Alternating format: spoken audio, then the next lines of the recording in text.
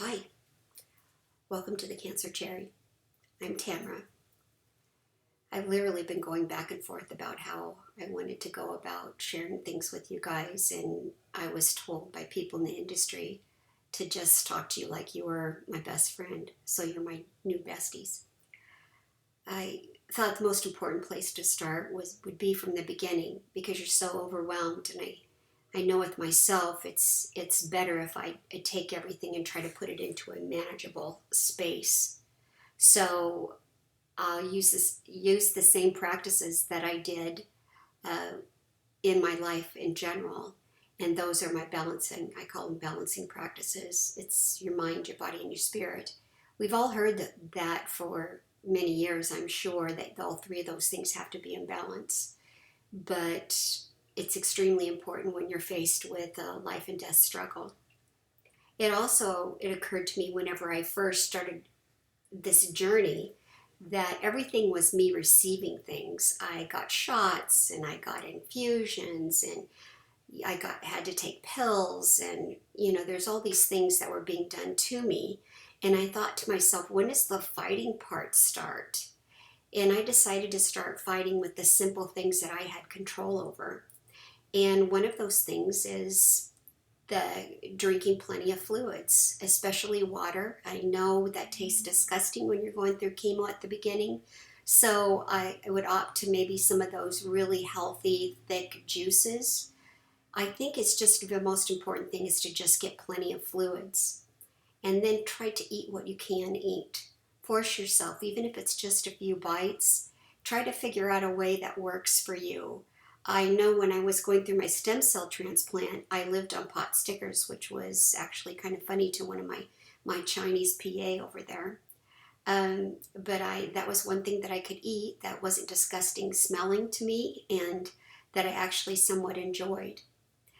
The As you're going through treatment, there's some systems that are highly impacted that you'll hear about, that are possible side effects. The kidneys are a big one, and the heart's a big one, and the liver. So I tried to do research, which I'll talk about later. I did not Google a lot of things. I don't recommend you Googling a lot of things.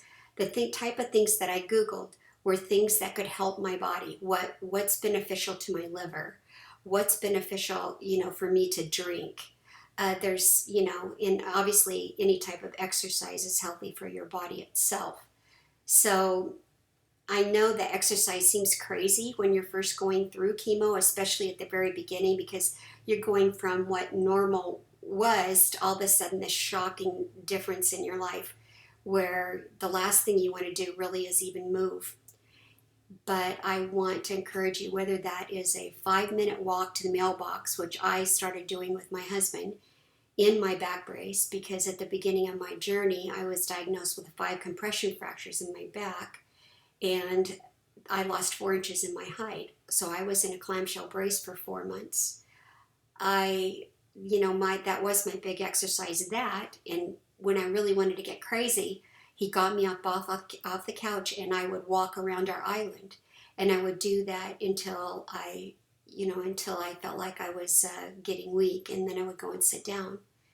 I would always tell myself that I was a hero when I did that. You have to you have to affirm yourself when you're going through this too. That reminds me too of one of the things I did fairly early in the journey, and that was when I did some reviewing. When you watch these movies where people are getting diagnosed with cancer, I remember thinking to myself that, man, I would feel like my body had betrayed me if that happened to me. But oddly enough, when I did get diagnosed, I thought I had betrayed my body because I started thinking about the things that we ask our bodies to do and they just do them.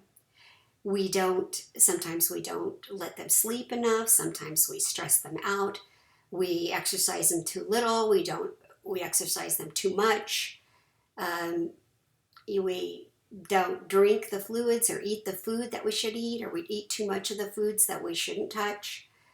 I don't need to go on. We all know what we do. And at that moment, I actually, this is going to sound a little crazy, but I actually thank my body for being such a good friend to me.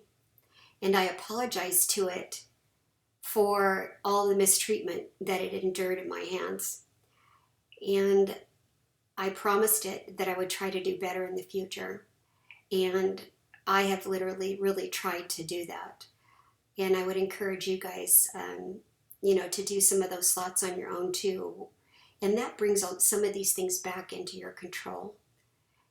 Anyway, take care of yourselves, and I hope you tune in again, and we'll talk a little bit about the mind and the spirit, which are the other two in the big three balancing practices for life.